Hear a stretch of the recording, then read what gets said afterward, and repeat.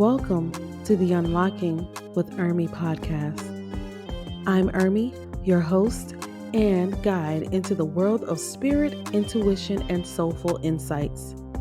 If you're here, you're likely looking to expand your spiritual journey, connect with loved ones on the other side, or just find some clarity and inspiration. Well, you're in the right place. In each episode, we'll explore powerful insights, dive into fascinating spiritual topics, and share real stories that open doors to new perspectives. Whether you're a seasoned spiritual seeker or just feeling curious, I'm here to make these connections accessible, relatable, and meaningful to you. So grab a cozy spot, open your heart, and let's get started. Welcome back, you guys, for another episode of the Unlocking podcast with Ermi. I have one of my most amazing friends in the spiritual spaces, Mila the Magician. She's here with us on this episode, you guys. I'm going to go ahead and let her introduce herself in this moment. I'm so excited. Hi, everybody. I am Mila the Magician from the Zendan. I am a spiritual advisor. I'm also consider myself a personality. I do all things under the sun. I'm a fertility counselor, a doula, a lactation consultant. I have a small business. I also am the Empress General of Aura Vibes Pride, which is a spiritual sorority where we learn, grow, and just nurture each other as sisters and friends while growing in our spirituality journey. So I teach them things about spirituality from the rooted to the tutor, everything that I know, basically welcome them as sisters and basically give them a place where we can be ourselves, like-minded, and virtually we're able to support each other, but we also come together physically and do things as well. So I guess that's the spill. I do a lot of other things, I guess, but manifesting generator, I can never put anything down. I do everything under the sun.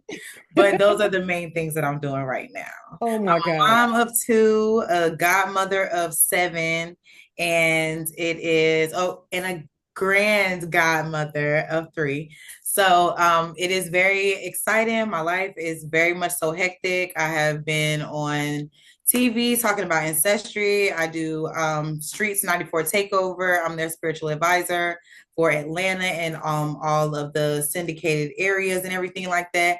But I just try to just be humble and be a good person along all of those lines. All the things that I do, I feel like kind of supersede just the things that I can do just in my personal life. So I also like to represent myself as just a good person, a good friend, a good mom, and just try to be a great example to all the people that I teach and I love. She really is, y'all, an amazing example of a great representation of what spirituality is as far as those that are looking. She is a perfect example of that, you guys. So if you're interested, she will be the one. Okay. All right. So Mila, I do want to know, how did all of this get started for you? Like, when did you have your, I guess, spiritual awakening, or what was the moment where you were like, there's something here. What is happening in my life? I don't know. It's like, you having that awakening. What was that like for you? So my life has always been spiritual. I grew up in the church from literally birth. So I really didn't have a choice in it. I was kind of told very, very early that I was a prophet. You know how people just, they call you out in church and they tell you who you are. Mm-hmm. So I've always known who I am because of that. But the turning point in my life, I can definitely say, was my move to Atlanta in 2017. I moved here and the people that I met and I interacted with here changed my life. That's when I met my first godfather ever. And he kind of took me under his wing and taught me how to not only be who I am, but not be afraid of my gifts. In the church, I felt like there was a lot of things that I was told to not say or not do, or that weren't in the parameters of this book that we were supposed to be reading, but I read so many other books. Mm-hmm. So once it got to that space where I started really tapping into the actual study of other religions, that was really the start of me changing my mind. I went from only believing what I was taught to looking for more information. And that's kind of what catapulted everything to be here. Okay. So where or what was it? What was the one thing that guided you to this particular thing, like what you're doing right now? What guided you that? I can definitely say the response from my community. I used to be a very, I can't say I'm not that person anymore. I used to be a very confrontational person. Go through a lot of things, have a lot of fightings, you know what I'm saying? Like, Okay. people always Yeah. say, like, spiritual girl, like, we're running away from something. Well, I'm running away from the fighting and promiscuity, like a lot of Mhm. things that I was running away from. And so I definitely feel like the response from my community, from my family, when people started seeing a change in me and they wanted to know what I was doing, how they could be a part, what can you do for me? Show me how. That was when I really was like, this is it. I'm going to dive deep into this. And when I realized that people around me were acknowledging the change, but also wanting to be a part, that was the biggest thing for me. Being able to teach people things and it be something that actually helps them. You can teach people how to read, but it's like, are they really going to read the books? I want Right. people to come learn from me and then also apply it to their life properly. Right, right. And I love that you said that too. With the people, you know, wanting to engage with you and noticing the change in you. So with you saying that, it makes me want to question, how did people view you that coming out of the church? Because a lot of Mm. people, they like, girl, that ain't nothing but the devil, girl. What are you doing? Listen, How I did have you, how stories did on you? stories. So I definitely like one situation I went through, I was going to a church. It was my ex-husband's aunt's church. And it was a very hard situation because I feel like I was like in hiding. I was like in the closet because I'm reading tarot cards and I'm doing meditation and people are coming to me for spiritual advice and all this stuff. But I'm like trying to be a youth pastor. I'm writing the plays and doing all this stuff with the kids, and people are secretly coming to my house getting readings from the church and buying crystals from me and different things like that. And I feel like when I was kind of thrown out of that church in a sense of, if you're going to do that, you can't do that here. I Mm. feel that that was what kind of changed my mind into a lot of the things that I wanted to do in spirituality. That made me want to open my arms way wider. There's so many other people that get hurt in church, and so many people get told what they're doing is demonic. But everything I do is based in God. Everything that I do is through a Holy Spirit. Right. So that was when I had to really just look within myself, like, who are you? Don't let them tell you who you are. Don't let them tell you that what you do is evil when you know you help people. I Mm-hmm. give people confirmation. I can also help people solve issues, problems yearly and decades long, hundreds of years long, generational curses that we can help break. I can't believe that any of that I do is demonic, but it did take a lot of fighting through. I had to go to a church that really, my pastor told me I was a pioneer. He told me I would bring people to God in a different way. And when he said that, that was what hit me. That was what, now there's nobody that can tell me I'm not of God. You can Right. try, but you can't make me believe it. Right, right. So everybody's view it has shifted with you doing this, coming from the church space. So again, you walking your path, creating your path, being that pioneer. And I actually love that. But I know some people that's probably still like, I can't believe she's doing that. That is not of God. But then they see the fruit. They see the fruit. Yeah. So do they go to you and say, man, you know what? I realize that, Mila, you really are doing some things out here. And now it gives me to want to understand a little bit more. Do you feel you being drawn to help them in that way to say, okay, this is what it's really about? And then Definitely. do you see Especially the my shift in family. them? My Mhm. family, even like you were there to witness a little bit, but my mom, Mhm. that was a huge step. My mom being at our graduation this summer and being so active. My mom's always been active in my business, my events, my stuff like that. Don't get me wrong. But the spiritual space, I feel like she's kind of been like, that's your thing. Praise Mhm. God. She be kind of like in her box. But Yeah. I feel that it really was her seeing a change in me, us changing and healing our relationship, me learning how to talk to her better, because that took shadow work. Yeah. So, because once you get into a space of healing, sometimes you're just like, no, I'm an adult and I'm gonna say what I gotta say. But then when you get to a space where you're humbled and you're like, you know what? My mom's in a human experience. I'm Mhm. going through that same human experience. I'm making mistakes with my kids, like she made mistakes with me. You Mhm. have to, that was healing. She watched Yeah. me do. And Mhm. if she didn't watch me do that, I don't feel like she would have accepted this.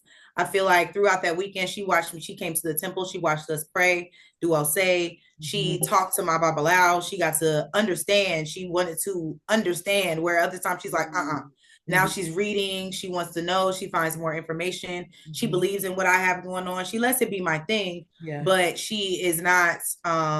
There was never. I don't think there was a point she demonized it, but she definitely was like, "Girl, y'all new age." Mhm. But now it's a respect factor. She Yeah. watches it. She watched as it changed the way that I interact with the world, peace in my life, Mm-hmm. a lot of things that are just, things that I feel like she just prayed away from me. Yes. That's what it did.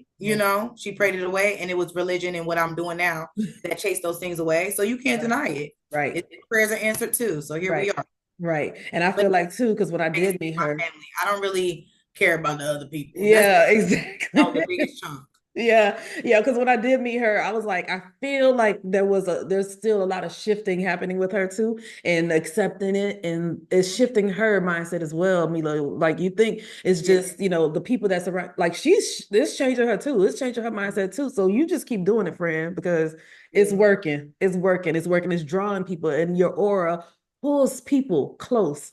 Pulls people close, friend. And speaking of auras, I know you have the Aura Tribe. The Aura Vibes Tribe. What is that?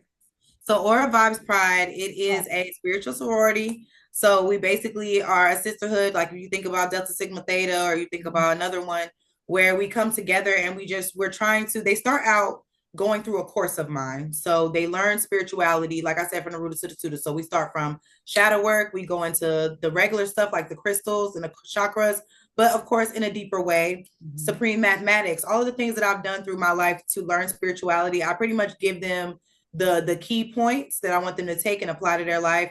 History with their ancestry, root work, holistic healing, all the things, reading cards. But through that, we get to know each other. We're tethering. We become one in that. When you go through shadow work with people and you're talking about their deepest, darkest secrets, what they've gone through with their dad, with their mom, in their childhood, their relationships, how they found their connection to divine, how they're changing, what they want to be when they change, when they're out of this process. That is how you tether together as sisters. So that's how we build the sisterhood. And from then, we talk about what dreams we have. We go and we pray together. When things are going on with each other, we can go and we can be together. So it's just a way for us to kind of step outside of our natural, because what I've created in the Sistar, I want to be more than a friend. Right. Friends can break your heart. Friends can hurt you. I want us to be more than that to each other. Let's take a conscious vow within ourselves and say, I'm going to be intentional. I have heard this girl cry about her dad. I know what she's been through, her triggers, all the things that make her tick. So I'm not going to tick them. Right. I'm going to do absolutely my best to be intentional. It's about teaching ourselves to not only do that within our sisterhood, but also outside in the world. Because sometimes when you know people, you can get desensitized. Oh, I don't care. He's been using that as an excuse forever. I'm not trying to hear that. But if you do that with your sister and you're going to forgive her because you know what she's going through, you should be able to do that with people in your life. So it's really a circle that we do together, but also having somebody else to lean on other than your cousin, your sister, the person that's right here, somebody, you in Ohio, somebody in LA, you can call them and they're not bothered. They're not ticked off by this because they don't hear this every day. This is something that they're doing right now as a responsibility, something that they dedicate themselves to do. And then when they get off the phone, they can go back to their life. You can go back to your life. And it's not like you're trauma dumping on somebody all the time. It's like a outside proxy that you can have. But I enjoy it. It started out as a business sorority. Our first line was just about business. And then we were spiritual. We were always, everybody in the middle of the quarantine, I feel like, had this big boom. Me and my friends were already doing it. So when that happened, it was like, we wanted to be leaders in it. We wanted to step into a space where we were like, okay, yes, we're learning spirituality. Yes, we're learning herbalism and holistic healing, but look at us. We took what we learned and we turned it into products. Now, I was the person who was doing the business, the marketing, the websites, the startups, the logos. I was the person who put it together, help people do what they were doing. I had one other person who was really proficient in the herbs and the oils and all the different things. And we've just shared knowledge. Now I'm using it to be able to give to a whole sisterhood of everybody else. And it's been 5 years now. And we ain't going nowhere. We're growing. We just want people. We don't care if you've never read a person in your life or if you've been a reader forever. There's still space for you to learn, for you to grow, for you to build knowledge, find a sisterhood, be able to actually have a space where you can expose your gifts to people who want to hear them. And not be in your life, in your personal life, trying to fight for people to understand you. So I love what we have, and it's going to continue to grow. I want us to be able to join in with other different, because, in Ifa, we have Ile. So I consider this my Ile. But I want us to be able to find other different spiritual sisterhoods, just like yours, to your network, where we can all get together and just bounce off of each other and grow. One way we can have land we put together where we have a place where the kids can come and we can have events and gatherings and different things like that. We have a lot of dreams and different things we want to do, but I'm excited for the growth. I love that. Because you have me thinking about I know a lot of people that are in these spaces, either they've been mentored by somebody else or they just get the push from spirit. Was that the case for you, getting the push from spirit? Like, okay, I feel the unction to do this for people, because I don't see that for others. I don't see where that is in the communities. Like, where would I go if I needed it for me? So, So yeah.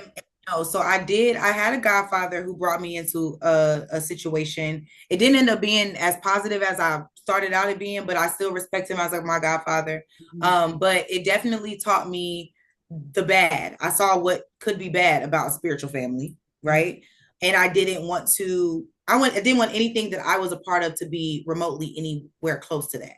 So that's where it definitely started. It started with me trying to create a place, a safe space for everyone, like whatever journey you're in, because even with church, because you can go to a church and because you're not as holy and sanctified as them, you got to sit in this corner. You can't sing in the choir. You can't usher. You got to be, you got to be surrendered. And so I didn't want my position to be that way. I wanted people to be able to come in whatever walk, and we're going to grow with you.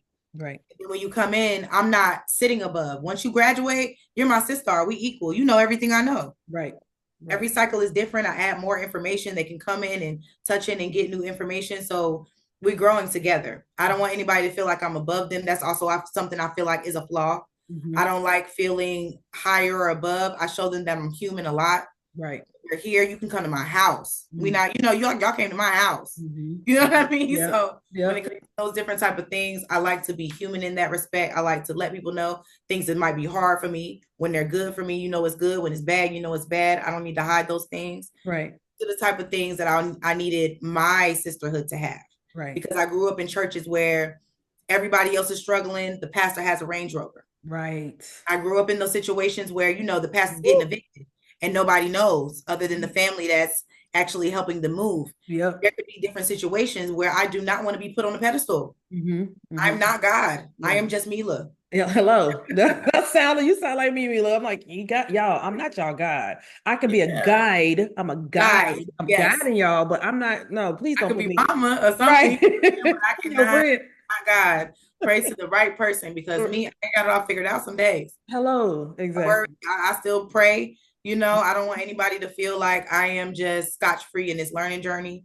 I try to let them know all the time that, look, I'm still learning. Right. Next cycle, I'm going to be teaching them what I learned in this cycle, because every cycle teaches me something. Right. So it's like, next cycle, they're going to get what I learned from y'all. And I want to be able to, at the end, like the graduation, I like to be able to express to each of them individually, because it's never just a blanketed statement. Everybody individually teaches me something. So it's going to be exciting the way that we can all grow, all of the different spiritual advisors that are on social media and have a network. I would love for us to all be able to trade, swap, get together, all type of things without any type of discrepancies or weird stuff, but you already know. Yeah, I because you also, that, because it's so true. It's so true. I'm big on networking. I'm big on connecting, and because somebody knows something. Somebody knows something, and you're gonna teach it, reach one, teach one, help one, know one. But I also want to be able to help people understand what or why people choose what they choose. And I like to hear people's stories. And so you brought up Ifa. And so I don't know Ifa as much as because you're in that. So what is that exactly for people that are watching that don't know what that is? Ifa is it's a way of life. People want to it's not a religion. I don't call it a religion. Nobody that practices is going to tell you it's a religion, because it does change your entire lifestyle. Okay. So basically what we believe is before everybody comes to earth, they have a conversation with God. You tell God what you want to do, who you want to be, how you want your life to unfold. And the only person that was there to hear that conversation was Ifa, Erumi. So when you come to earth, your Ori, of course, remembers, but you lose track of your Ori. You grow up, you're a baby, you come here, you learn stuff, you go through things, and you lose connect of your Ori. But what is Ori for somebody that don't know what that is? What does that mean? Ori is like your mind. Oh, consciousness? Yeah, like your consciousness, your thought process, what you think. So once you follow a journey into Ifa, basically you're trying to get back to knowing exactly what that destiny is. So you get a reading to find out what that is, and everybody has their own. There are 16 Odus times 16, which is 256 different variations of Odus that you can get. Everybody has their own individual one. There's also other different readings you can get with like the 16 shells that have different Odus that can come out for you. Me personally, I might be Mila the Magician everywhere else, but I am very much so a baby in Ifa. I am a young Awo learning, and I serve after my Iya, my Baba, and they definitely have helped me in all the different things that I'm doing. Right now, I am just learning. I'm learning Yoruba right now. I'm learning the language. It is definitely a space that I in right now. We kind of joke about it at my temple is Oshe Logbe, that we are the Howard University of temples because they truly make you study. It's not like other places. There are definitely situations where you can find a Babalawo on the internet, pay him some money. He can send you your pot. You can hand your hand to E5. You can have everything right there. But where I am and where God put me is I'm learning it from the base. Like they're like, here, learn the alphabet, come back. Yeah, yeah. You know what I'm saying? It's like, go learn this, come back when you got that, come to Osei, pray, learn this, learn that. I'm literally learning as I go. And I have to definitely, like I just learned the other day that you can't smoke or share things with a Babalawo when you're on your cycle. I didn't know that. You know what I'm saying? I've been practicing with Orisha for 5 years. So the Babalawo is like a teacher. Yes, so that's like he's a priest. So he's an initiated priest. And Iya is a female initiated priest. Oh, okay. So they go all the way to Nigeria, get initiated. There's a whole process, and they come back. They shave your head. It's a whole thing.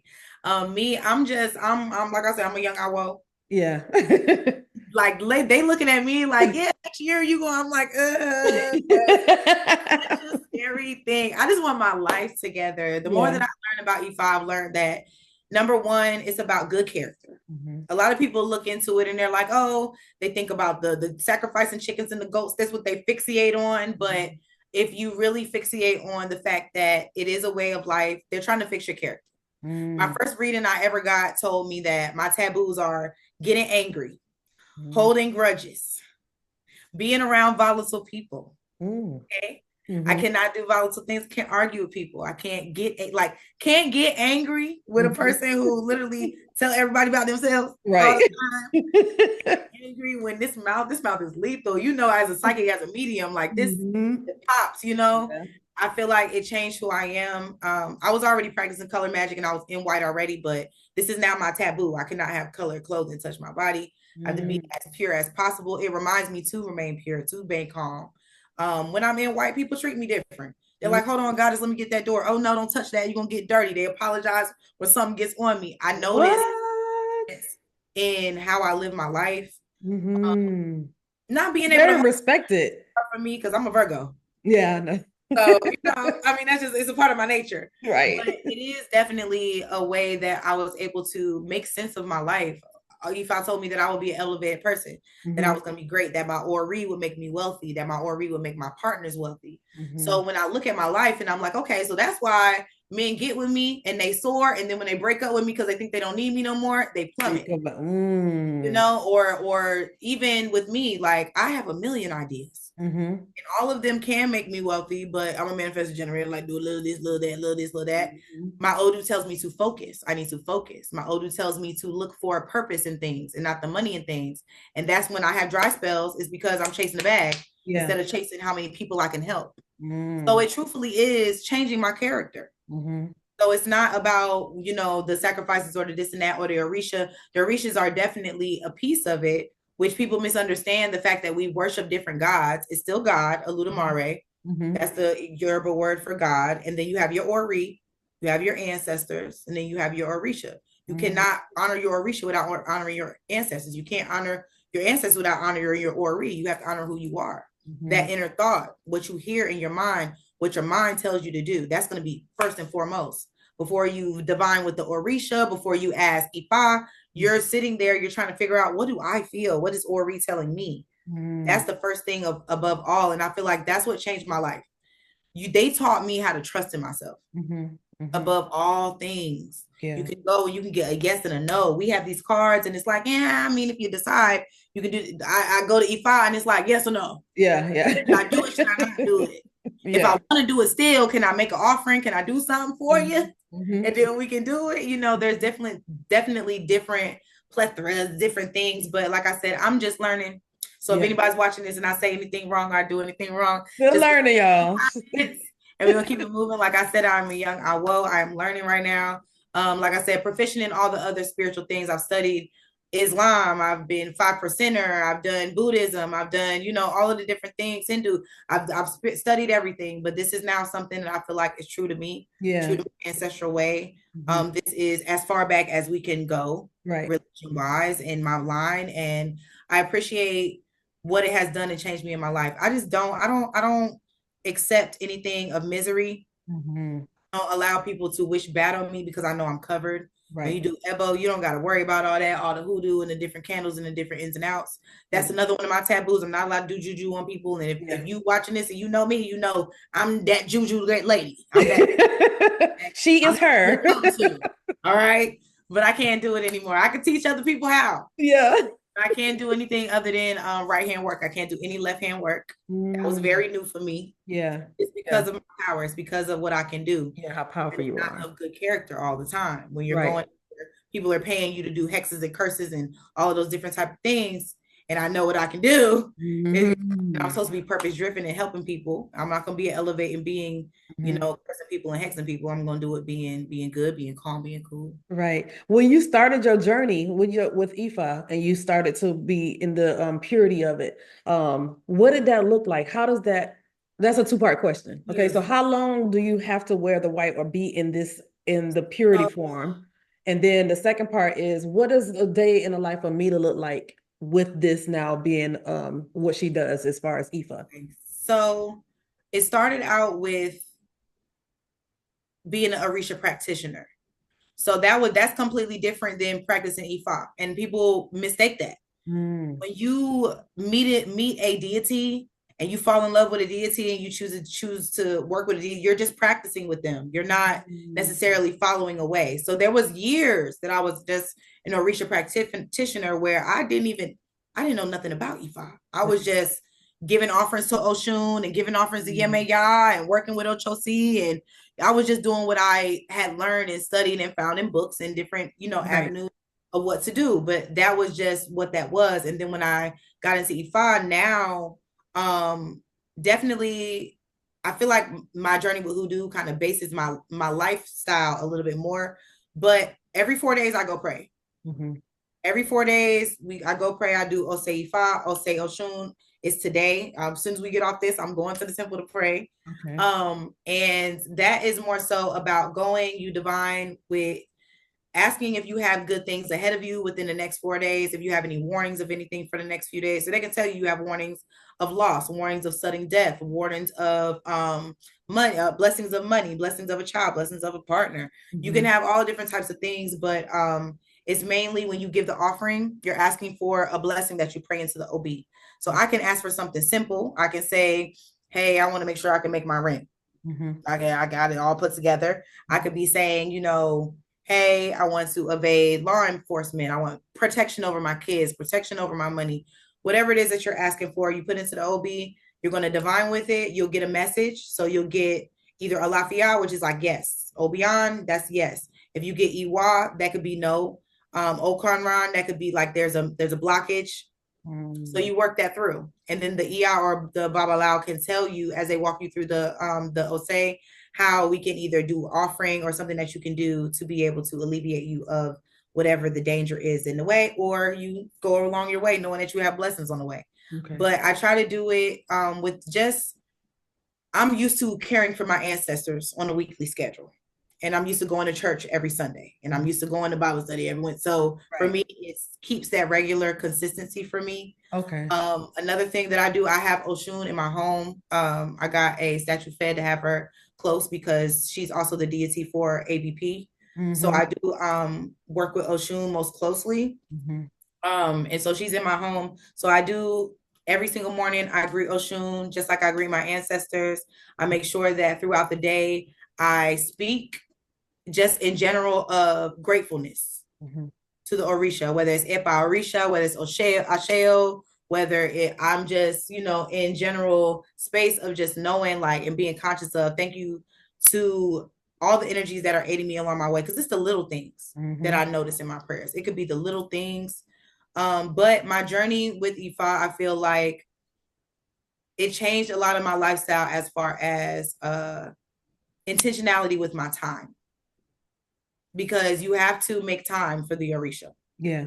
It's not a quickie religion. You can't just go and be like, I'm gonna practice Ifa and then go and just like, I don't have my hand of Ifa yet, which is a pot and you have like a keen, and that's what you like when we go through community. I'll say I don't have my own, so I put into the community shrine, but you can have your own shrine to bring home, care for. If you don't have consistency, you can't, there's no way you can have your hand of Ifa. Your life can be messed up if you neglect it. So I'm learning consistency. I'm learning to show up, to be there.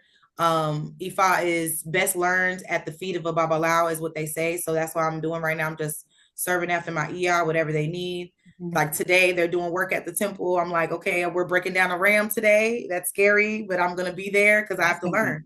Interesting. Man, it's hard because I've seen goats, pigeons, all types of different things. But when I'm a practicing priestess, it'll be nothing to me. Yeah.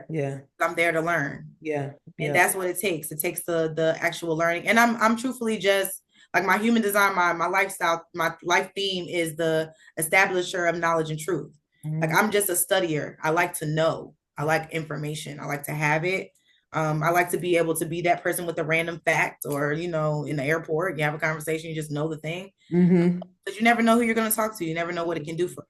So. Yeah, I used to always say, "Oh, that's just people just have useless knowledge." Now I'm like, "No, that is some knowledge. Yeah. That ain't useless." And I'm like, "How you know that? Like, what? How would you just know that?" But it's literally for whoever you connect with. Like you said, it's that information. It's needed for whoever you connect with, which is beautiful. I love that about you. I love that you put yourself in a space to learn so much because I didn't know you were in so many different religious spaces to again accumulate the information, that knowledge about the different. See, Mila, that's what I'm talking about. Okay. What people don't understand, because coming from church, they only know church. But I'm like, but there's so many different sects of religion. There's so many different organizations. There's so many, like, why not learn all? When people say, what books do you recommend? Read them all. Read every book. Read every book. It was every religion that I've learned, everything, every single one has influenced my life in some type of way. So when people ask me about my spiritual journey, it's so hard. I either like go one way or the other way. I try to sprinkle, but there's so many things I took from it. Even like covering my head, like Ifa is not required. We do cover our heads, but I still cover my head because of the reason from Islam. Right. It's a surrender to God. When I have my head cover on, it's not for everybody else. It is, but it's not. It's for God to know I'm under you. I surrender to you with this. I don't surrender to anybody else. Yes, and we look at it as a protection, a covering, right? We want things to not dampen us so much or sit on our mind or feel like, it's sinking our energy. But truthfully, the reason I cover my head and people be like, oh, you always cover your hair so pretty. Yeah, but it's the energy. Yeah, but it's also like I'm always on. People always like to ask, like, can you turn the mediumship off? How do you don't turn it off? I cover my head. And I say, Lord, be with me. And I go out into public. So that's pretty much what it is. But I love the different elements of me that I've taken, especially when it comes down to like the peace. Buddhism gave me peace. Being able to have that being able to actually chant and have a space of knowing my voice is for me. It's not just for everybody else. Because when you have a gift of speaking, people don't understand. You have to remind yourself with that same voice. Hinduism definitely taught me karma, being a good person. Everything, you take a little bit from everything. Christianity taught me discipline. Because I did not know how much train up a child really hit until I really had control of my own journey. Wow.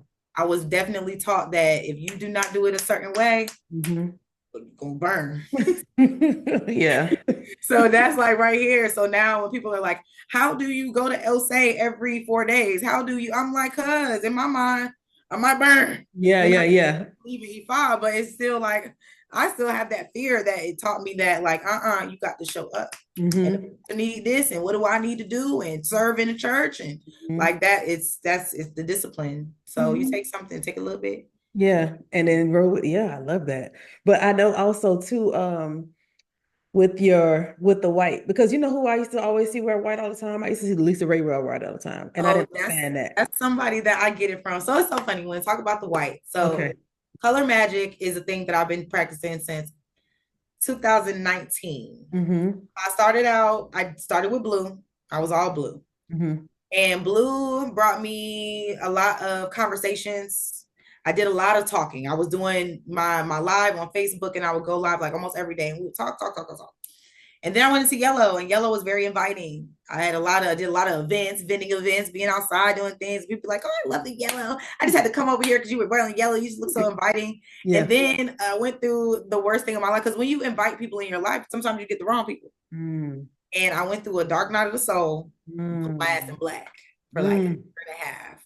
And black really was like, I call it my ninja Mila, like, era. And I just kind of was in the background. I could never hide. People always, who's that girl back there? I used to, in my mind, I'm hiding. Yeah. And it taught me how to be quiet. Yellow I went from talking in blue to yellow being so, and black was like, zip. Yeah. Listen, learn, observe. And then when I had a dream, and I was in all white, and I woke up the next morning, and I asked my godfather, I was like, I've been thinking about going in white. And he said, when I met you, you were in white. I said, do you remember that? I said, no. He said, when I met you, you had a white jumpsuit on. He said, I've always known you were supposed to be in white. And I don't know what it was, just hearing that from him was like a confirmation. And I had asked a friend of mine who was also, practices Ifa. I was like, I was thinking about going in white. I was like, but I don't want it to be something that's inauthentic to me. Because at this time I wasn't deep in Ifa. I was still just a Orisha practitioner and doing my own thing. And I was like, I don't want it to be inauthentic, because in Lukumi, you have to have a year in white. Ifa, you don't. Okay. Ifa, you come back, you're initiated, you do your thing. But so there's different sects of Ifa as well. Okay. So in Lukumi and Santeria, you do have to be in all white for a year and stay off camera. There's a list of rules. Ifa is whatever is true to your actual Odu, is whatever comes up in your stuff.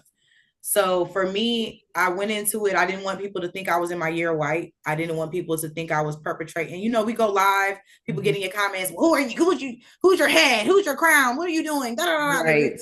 Thing. And I'm like, I don't want to perpetrate what I'm doing. And she was like, do your thing. You've been doing it. But I used to be in middle school watching Lisa Ray's show. Like, I'm going to do that. Yeah. I'm going to wear all white. So even when I got into white, I'm like, remember when you used to say that you and then being an older psychic, now you're like, I used to be psychic when I was little, and I used to say it. So I used to do things, and even things that I've done, I'm like, damn, I said that I was going to do this. So the white, once I got into it, I knew about a weekend. I was like, I'm never coming out of white. And then when I got into Ifa and it came out in my Odu that I have to wear white, I was like, I knew it. Like, it was like spirit telling me, like, see, you're right where you're supposed to be. Everywhere I go, people expect it. People know that I'm going to be in white. They don't say anything. The only thing I'm finding tricky right now, because people always ask me this, and I don't know why it's coming up so often. I just know I have not been invited to a wedding since I've been in white. They always ask me if I would wear white to someone's wedding. The answer is absolutely not. Okay. Right. Okay. First of all, who would do that? Like, you thought I was that conceited that I'm going to wear white to somebody's wedding? You're not messy. You're not messy. I would wear a light color. Yeah. I would wear like an apricot, like it's visibly ivory, you know what I'm saying? Or like a yellow, a light blue, something light. I have to wear the lightest thing possible if available. So, but I do feel like that's the only thing I run into. I do get dirty. I'm always with the kids. I'm that kid person. So the temple, I'm like, give me the kids, go be a baba loud. I'm like, go do your job, give me the children. So I always get dirty and people stain me. But the thing is, it's OxyClean. People always ask me how to clean. OxyClean, peroxide. I've gotten chicken's blood, all types of things all over these white clothes, and it will come out, peroxide. And I do feel like people come at me about the wearing white after Labor Day. And once I learned that it was because they said people couldn't wash their clothes. Have you heard that? I did not know that. There's the rule for not wearing white after Labor Day is because people couldn't keep their whites right. So if you couldn't keep your whites white for the winter, you couldn't wear white. So everybody just know I can keep my whites white in the winter. Hello, because I've never heard that before. Wow. Yeah, I heard you can't wear it, but I didn't know why. Like a Southern thing. Mm-hmm. I get that a lot. Like, oh, you killing that white after Labor Day? Like, N is what you trying to be shady? You in my business? People that are in white, right? Their turn to have their OD and have their time to wear white. So it's definitely something that I love because it makes me unique. And I feel like in those spaces, it's like I said, I get treated way better. Yeah. Yeah. You could tell. Yeah. You could tell big time. And I'm trying to find the words to make it make sense, but I'm gonna just keep going. With the healing process, do you see when you are this way in this space right now, do you see more healing in what you're doing with Ifa than what you were doing with the other spaces? Do you see yourself healing more people in this way? Like, damn, because you said this is it. But the healing part, the balancing of, having that balance, still being Mila, but also I have chosen to just kind of separate the two. Okay. Like I'm Mila the Magician everywhere else except for that temple. When I go in there, I'm just Mila. I'm just Jamila. I'm just, I intentionally go in there. A lot of people don't know I'm Mila the Magician. A lot of people have no idea. They haven't got the Instagram. They have no idea the followers or none of the TikTok stuff or none of the different things I've done. They haven't gone through the history. But I like that because I just want to be able to be me. The Ifa journey and the basis of that is, my true destiny. So that is who I was before I was ever any of this. So I definitely keep the two spaces very separate. I feel like my journey with Ifa will help me heal more people because Ifa's taking my mask off.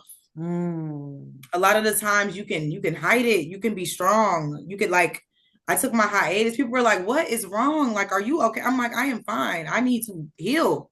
I got to get myself together. Like, I love y'all to death, but Ifa broke me down. It put me in a space where it was like, okay, I'm going to fix all the things in you. And if it's that you try to pretend like you're so put together, we're going to fix that too. If it's that you feel like you got to be strong for everybody all the time, we're going to fix that too. It's not always about being rich or poor or being a good or bad person. Sometimes it's truthfully about that good character, and good character comes in being authentic. And sometimes the authentic is, I don't have it all figured out.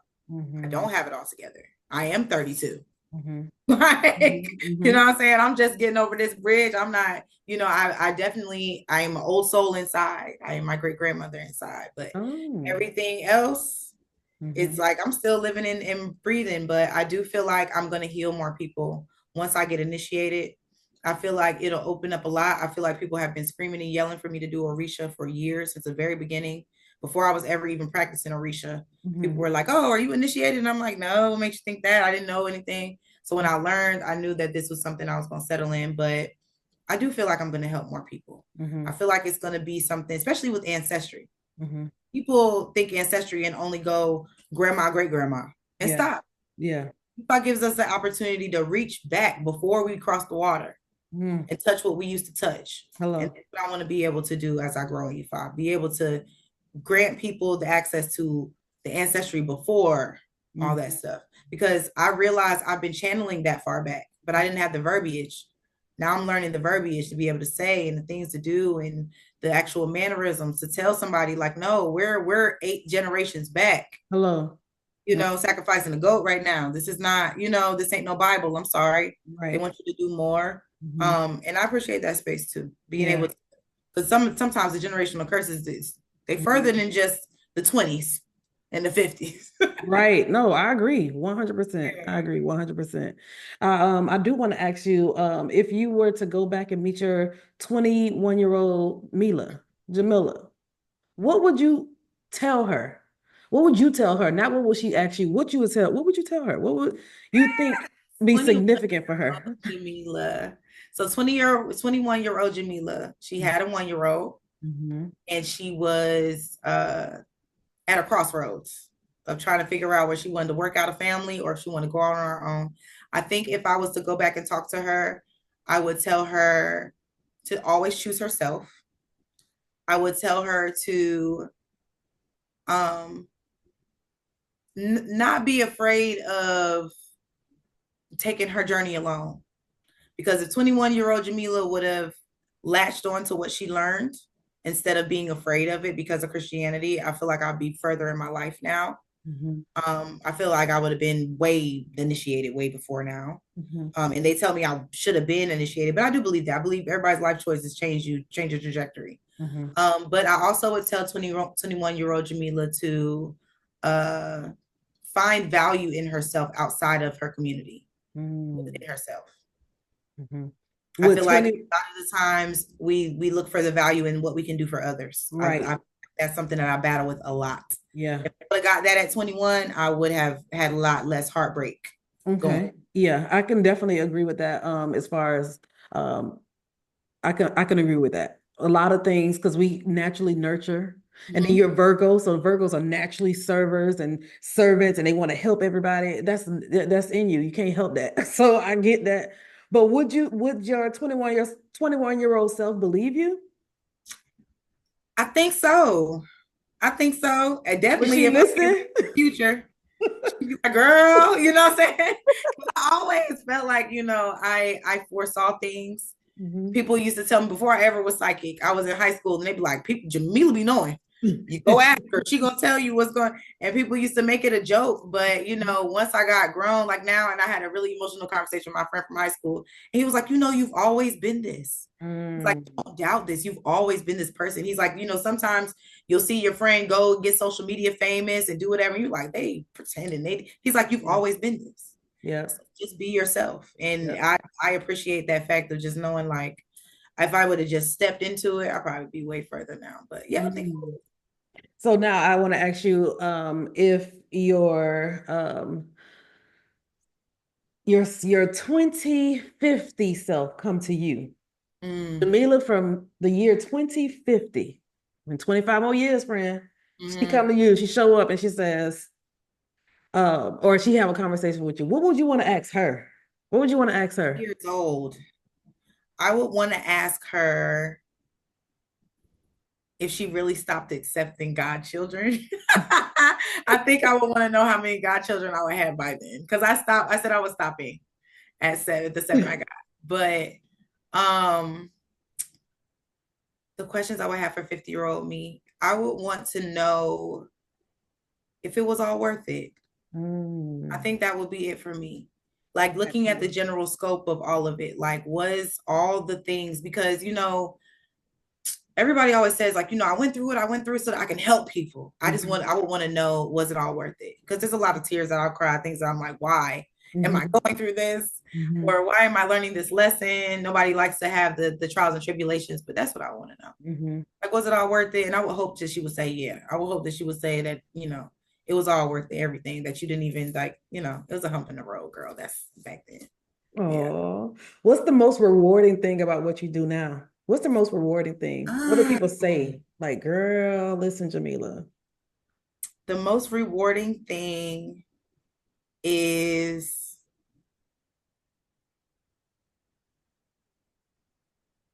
I think the most rewarding thing is I have more seasoned sisters that bring their children to me.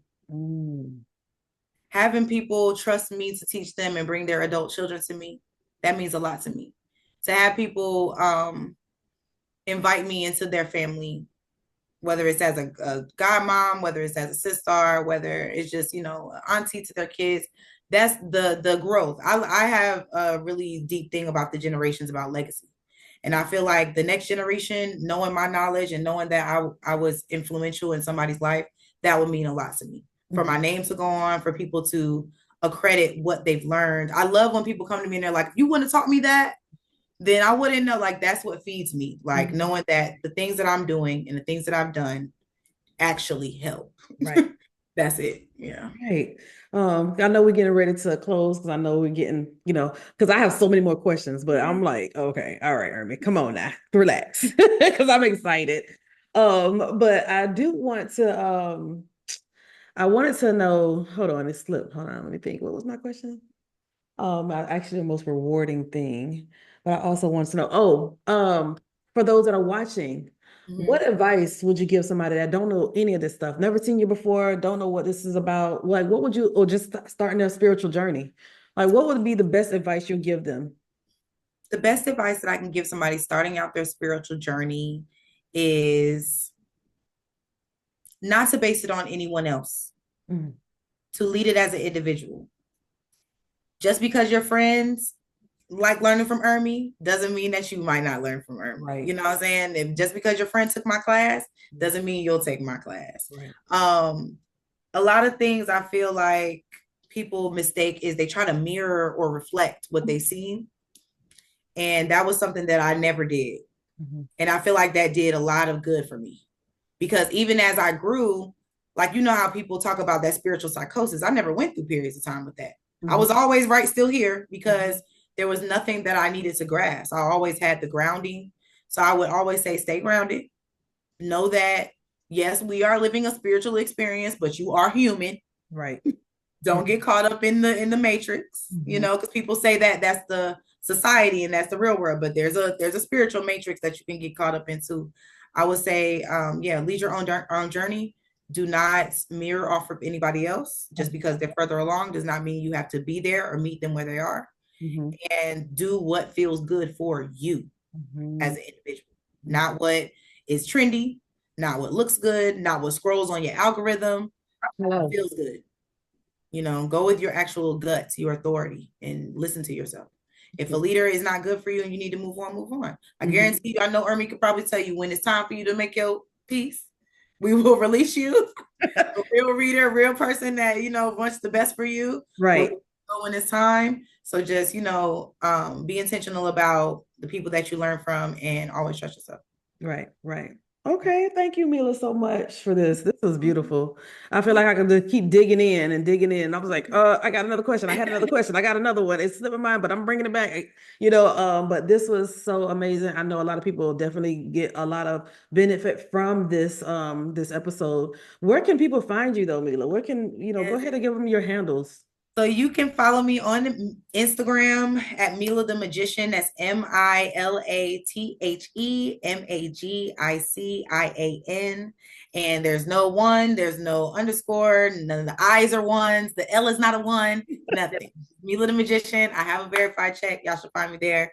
And also the only real Zen Den. Same thing, no zeros and an O, no none of that on TikTok. And I am a TikTok shop, an official TikTok shop. If you need verification, it says D's and then.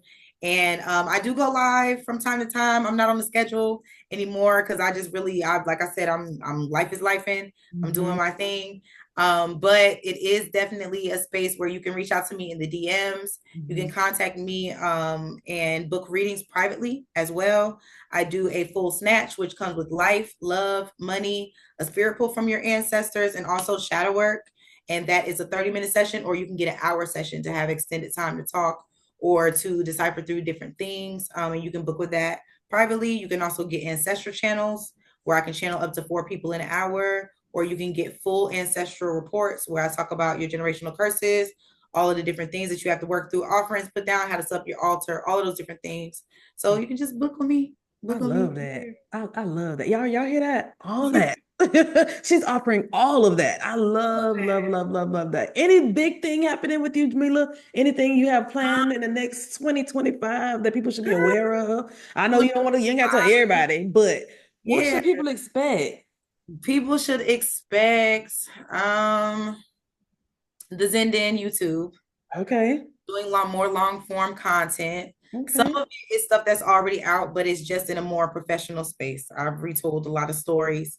I'm going to be doing a lot more talking about Mila instead Mhm. of the spiritual stuff. Mhm. That's how I started out. I want to get back into that because, like I said, I am more of a personality than just a spiritual advisor. And I Right. want people to be able to know and learn the things that I've been through in my life. Big thing that I'm working on right now, though, I am writing a book series. It's a fantasy series, so I'm very excited about that. It's called the Zionic Archives. Okay.